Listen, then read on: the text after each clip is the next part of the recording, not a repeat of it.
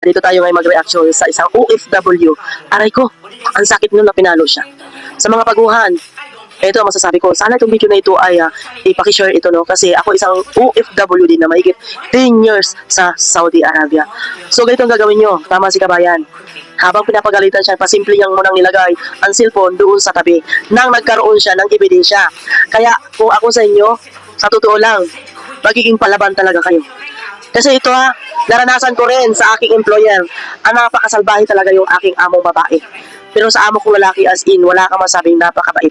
Pero tumagal ako na mahigit 10 years dahil nga naghiwalay sila. Ang natira na lang sa bahay ay ako, ang amo ko at saka yung kapatid ng lalaki. So ganito ang gagawin natin mga langga, no? Magiging awareness lang tayo.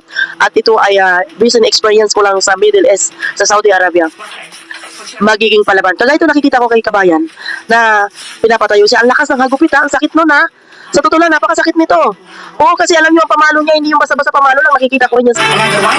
Should we go for another one? It will be harder. What did they say? I don't care. I don't care, okay? Your tummy came today. There's nothing goes with your tummy. Another one? And let the blood come out of your body.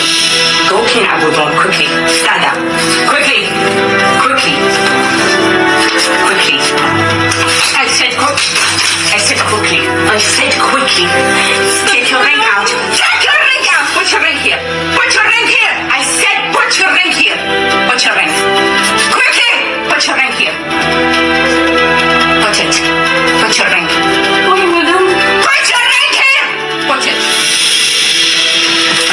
Quickly.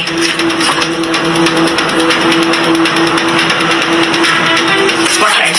Put your ring. Sarah, put your ring here. Perfect.